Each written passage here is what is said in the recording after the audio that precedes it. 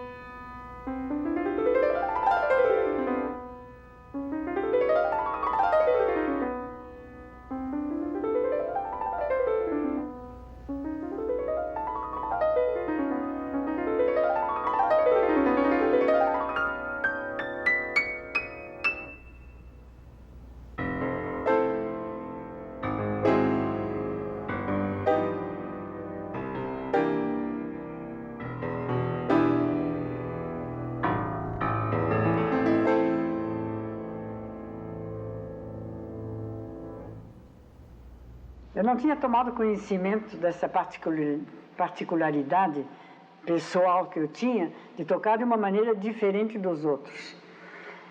Sentada de outro modo, com a mão posta no teclado de outro modo, etc. e tal. Mas quando eu fui nomeada professora no Conservatório de Paris, quando não havia dado aula nenhuma de piano, senão de interpretação para alguns pianistas, e que eu tive que explicar o que era uma escala, 15 dias antes eu fiquei apavorada. E pensei comigo mesmo, mas o que eu vou dizer a essa gente se eu não sei como se passa o polegar? Aí eu fiz um autoestudo do que eu fazia para compreender um pouco o mecanismo, que era o meu mecanismo. E aí desenvolvi pouco a pouco muitos estudos e apliquei aos novos alunos esses estudos. Durante um mês, eles só fizeram exercícios, ficaram apavorados. Você pode quase que situar o ensino do piano no Brasil antes e depois de Madalena Tagliaferro. Foi uma quantidade de alunos que foram estudar e chegar perto dela era uma alegria para o jovem, que foi realmente uma revolução. A sua técnica, a sua maneira de interpretar, o seu fraseado, o que ela nos ensinou de música francesa, que para nós, apesar dos bons professores que muitos de nós tínhamos, era diferente de tudo aquilo que se pensava. Descobri uma coisa nela que eu nunca me esqueci. Foi a primeira vez que eu compreendi que uma grande obra de arte pode trazer êxtase ao intérprete. Eu olhei para a cara dela e eu notei que os olhos estavam assim tremendo, as pálpebras tremiam, e que ela estava num outro mundo. E aquilo era uma coisa que eu nunca tinha notado em ninguém. Eu pensei que a gente toca piano como um instrumento mecânico, a gente aprende, é uma habilidade, né? E lá que eu notei que não tinha nada a ver com a habilidade de tocar piano, tinha que ver que ela entrava num outro mundo.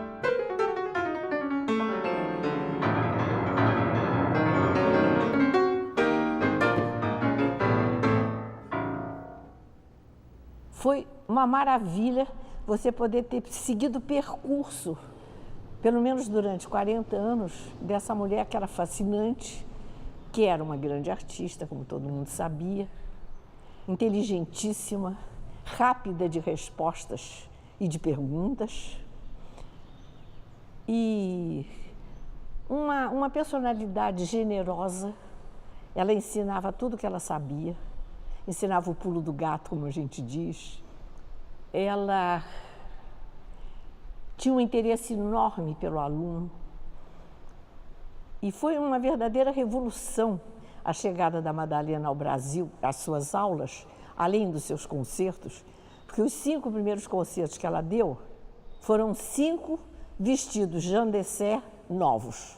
Me lembro de uma mulher hiper elegante, hiper perfumada. Ela usava Joy, que era um perfume caríssimo na época, e combinava sempre as peles com a roupa, com a cor do carro, enfim. Ela foi sinônimo de requinte e de sofisticação. Aquele especial odor, aquele cheiro, aquele perfume que ela sempre usava, o Miss Dior, e que a gente localizava e sabia, a Madalena passou por aqui. Eu nunca tinha visto um ser humano com aquelas colorações entre o verde dos olhos e o vermelho do cabelo e as roupas que voavam, esvoaçantes. E aquele sapato dela, que ela usava o pedal, que eu não conseguia compreender como ela conseguia bombar o pedal tantas vezes, não é? Com aquele salto alto dela. Ela gostava de tomar chopp, ela gostava de churrasco, ela gostava de jogar biriba, ela gostava de jogar pôquer, ela gostava de música popular brasileira, ela gostava de passear, de ir ao cinema, de ir ao teatro. Tudo que era bom, ela achava bom. Tinha um bom humor, tinha uma graça. Quando ela chegava da Europa, depois, ela trazia sempre um grupo de anedotas francesas que ela contava melhor do que ninguém. Então, era muito divertida.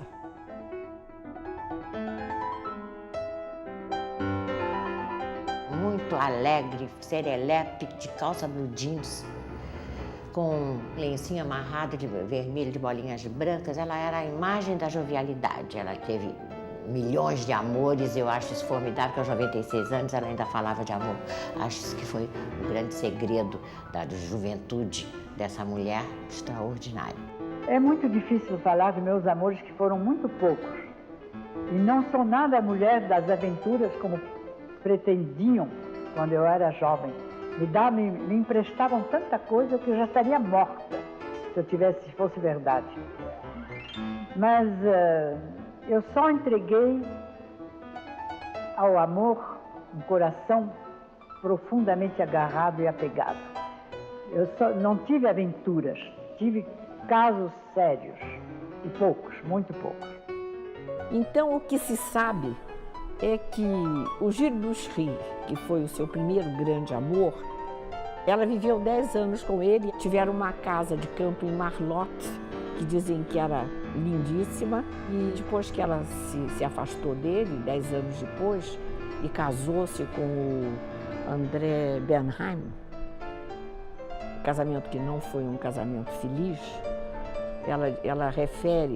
ela se refere ao casamento com o Victor Kohn, que nos primeiros 10 anos ela disse que foram de grande felicidade. O Cortot se tinha apaixonado por mim. Eu tinha então 14 anos e meio. Mas como ele era casado e que eu era assim, severíssima, como todo capricorniano, eu disse, se o senhor me fala mais uma vez nesse assunto, eu não lhe conheço mais. E aí ele ficou calado, naturalmente, mas sempre com a mesma ideia na cabeça.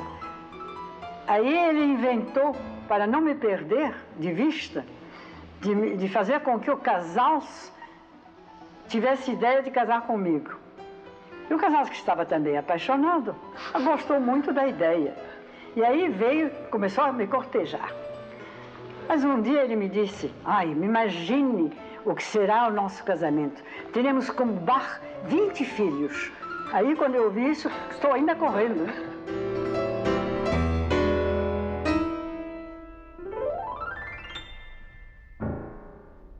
As pessoas em volta dela estavam sempre inteiramente, vamos dizer, deslumbradas com aquela mulher muito jovem, bonita, que se movia com uma nobreza enorme, fascinante. Então, logicamente, havia muita gente à sua volta. Foi sempre uma mulher extremamente discreta. Ela não dava só lições de música, ela dava lições de vida.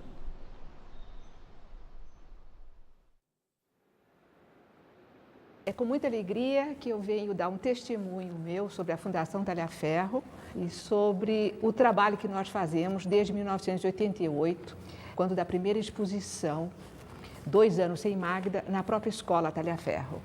O objetivo nosso desse trabalho foi sempre voltado para a memória, para a preservação da memória de Magda Talhaferro e, por conseguinte, os seus princípios de solidariedade humana, que ela considerava os mais importantes, para dar suporte aos alunos que precisavam de bolsas de estudos para dar continuidade à sua carreira pianística.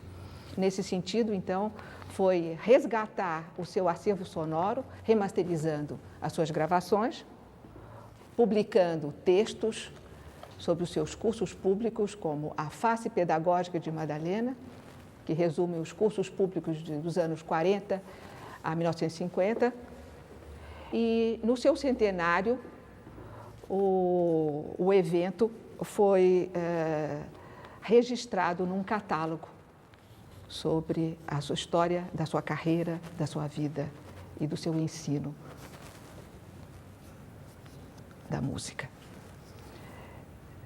Melhor para falar dos nossos projetos culturais e pedagógicos seria dialogar com o Fábio Caraburu.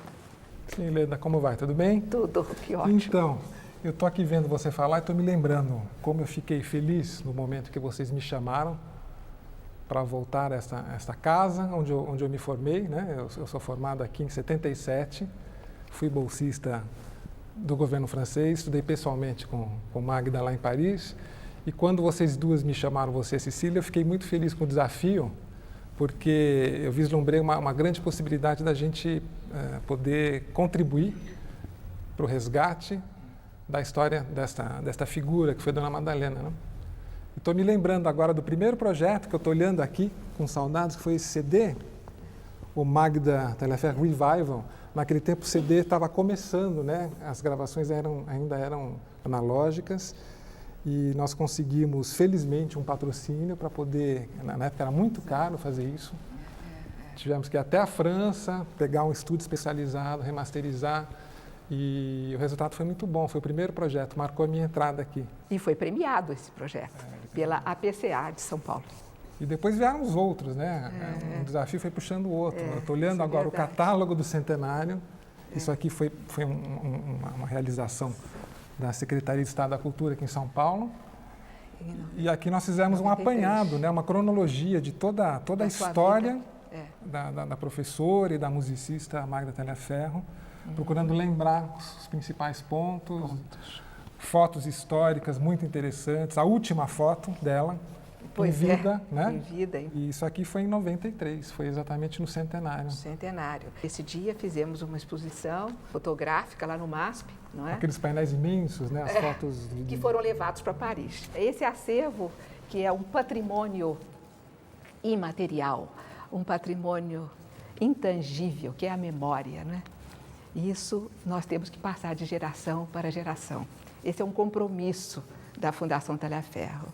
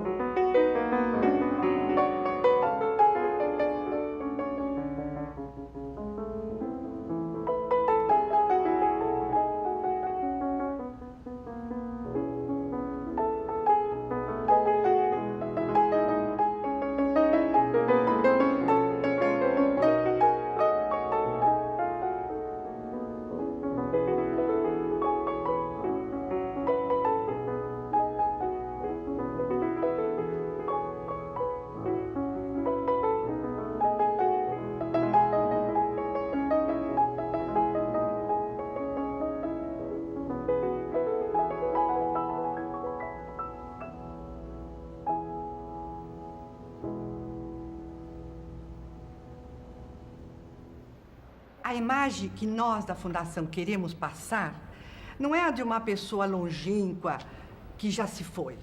É de uma pessoa viva, é de uma imagem viva, atuante em cada aluno, em cada aula, em cada prêmio conquistado e também, por que não, em cada filme produzido.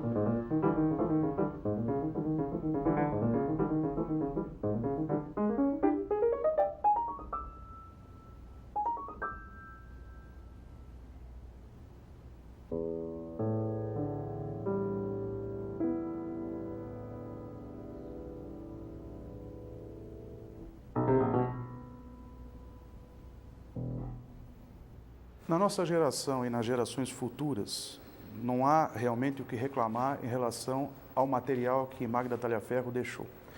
Ela é uma das artistas brasileiras mais bem documentadas.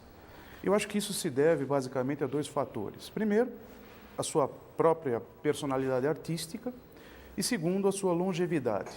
Ela tocou em público durante exatos 85 anos. A sua discografia, por exemplo, que pode ser dividida em duas, tanto a parte de estúdio quanto a parte ao vivo, se juntas, elas formam hoje, pela tecnologia atual, exatamente 45 CDs. Na parte da discografia em estúdio, ela iniciou gravando Piano Rolls 4, nos anos de 1922 e 23. Depois, ela gravou, durante os anos de 1928 até 1947, exatamente 4178 RPM, incluindo-se os que ainda são inéditos, e de 1951 até 1981, ela gravou exatamente 19 discos long play, também incluindo-se aí os inéditos. Eu deveria ter gravado muito mais, mas sempre fui reticente, porque ficar trancado ali entre quatro paredes, recomeçar, até estar tudo preparado, e só gravar depois de 4 ou 5 experiências, logo quando a gente já está cansado de tocar a obra, não me interessa.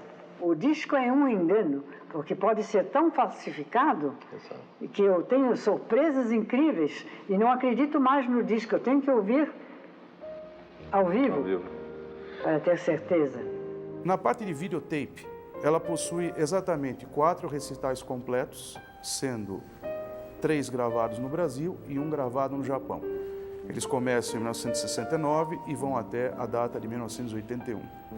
E de concertos completos, também registrados em videotape, o Brasil possui exatamente 8, todos da década de 70 e também entrando na década de 80. Ela possui algumas imagens esparsas que estão captadas em telejornais americanos, brasileiros e franceses, acredito que mais ou menos umas 2 horas de imagem, que vão desde imagens da sua mocidade até o seu falecimento e o enterro no cemitério São João Batista.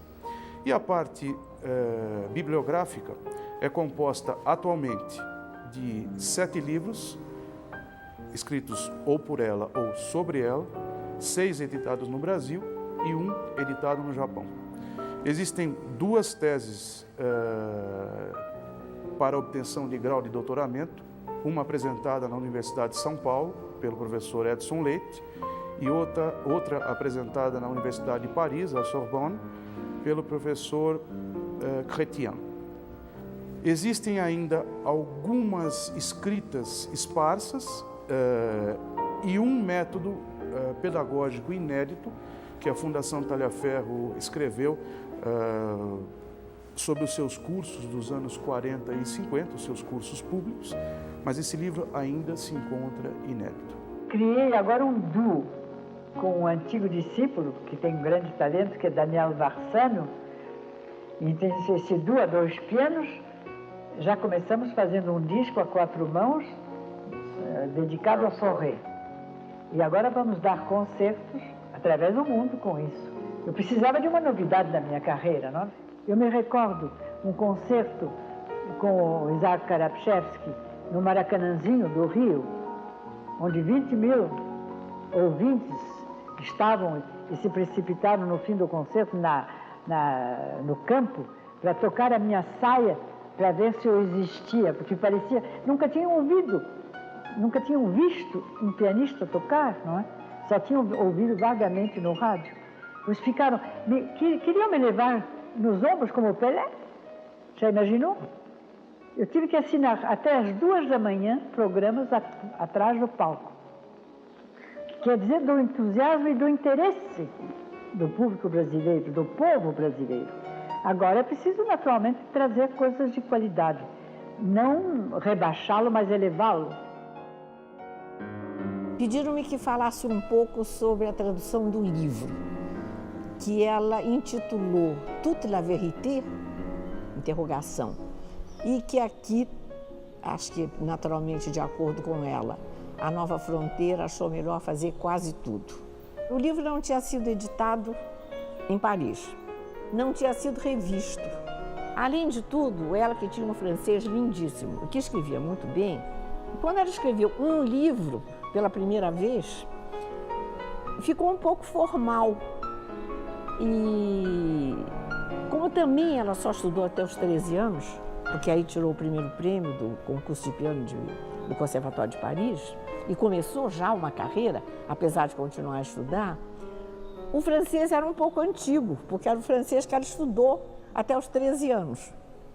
Nós só tínhamos como meio de comunicação o telefone e as cartas. Não havia fax e não havia internet. E quando eu acabei de traduzir o livro, também fiquei tranquila, porque até então eu não estava muito tranquila, não. Fiquei tranquila porque ela me disse, eu adorei a tradução, parece que eu estou me ouvindo falar.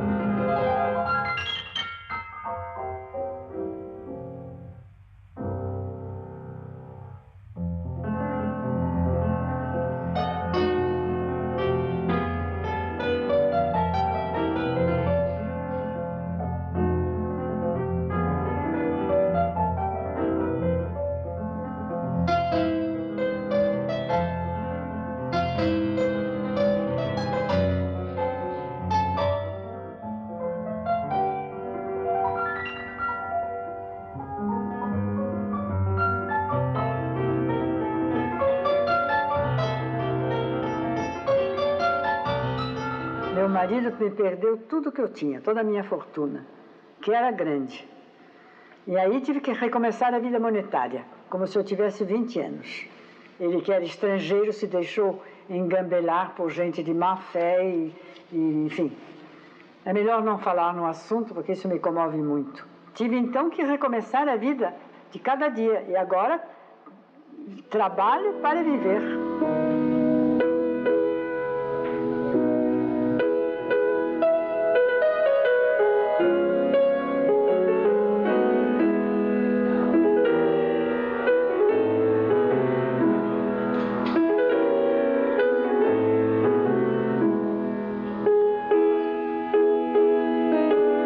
Em 82 eu fundei a Adelarte e ela me telefonou quando a Adelarte ainda era eu e mais eu.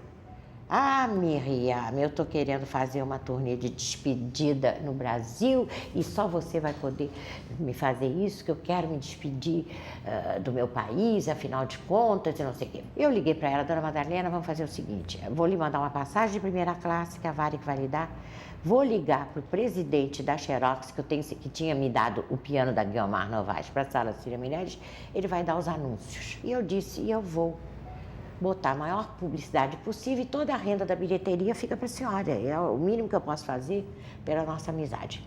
E aí começou a preparação do grande concerto, que seria o último concerto que ela iria dar aqui no Rio. E um dia eu tive uma ideia, cheguei, dona Madalena, vou convidar o presidente Sarney. Ele tinha acabado de assumir, era o primeiro presidente civil depois dos anos da ditadura. Eu digo, ele era um homem ligado às artes, um homem que ia entrar para a academia. De repente ele aceita. E não é que ele aceitou, não só aceitou, como ele disse, vou fazer um poema de amor para Madalena. Não achei palavras suficientes para agradecer a presença no meu concerto da Sua Excelência, o Presidente da República, José Sarney. E quando fiquei comovida com as palavras da carta dele, essa carta de amor, eu recebi muitas cartas de amor na minha vida, mas jamais uma dessa qualidade poética, dessa intensidade emotiva, dessa perspicácia nas palavras encontradas. Verdadeiramente foi para mim e continua sendo e será para sempre uma alegria profunda que eu levo no meu coração para onde que eu vá. O último ano de vida dela, ela veio para o Brasil, tinha dado um concerto, aos 91 anos, tinha feito o filme com Reichenbach, que é um filme ótimo, em que ela estava com 91 anos, ótima. Depois, nessa mesma época, ela tocou nos Estados Unidos. E uma das críticas dizia, não foi um grande concerto, porque uma mulher de mais de 90 anos tocou. Foi um grande concerto, porque uma das maiores pianistas do mundo tocou com ninguém, entre outras coisas, o Carnaval Opus 9 de Schumann. Quando ela veio para o Brasil, ela veio um pouco depauperada, tinha tido alguns achaques do envelhecimento, que era a palavra proibida por ela. Ela dizia sempre, à medida que eu me adianto em anos, então, como ela estava se adiantando em anos, ela estava menos bem. Mas veio de São Paulo para o Rio de Janeiro, onde morreu, de repente, entre dois médicos. Estava indo a um ortopedista e tinha saído de um oculista. Depois de ter combinado comigo que ia comer camarão no dia seguinte na minha casa, e quando ela passou justamente em frente ao Meridian, com a bandeira francesa e a bandeira brasileira hasteadas, ela teve uma síncope e morreu. Eu acho que até hoje, por exemplo, veja a Fundação, guarda-se dela tudo que é possível em matéria de memória. E é um nome que, enquanto tiver gente que a conheceu, certamente não vai se apagar nessa parte humana, não é? Tão bonita que ela nos deixou.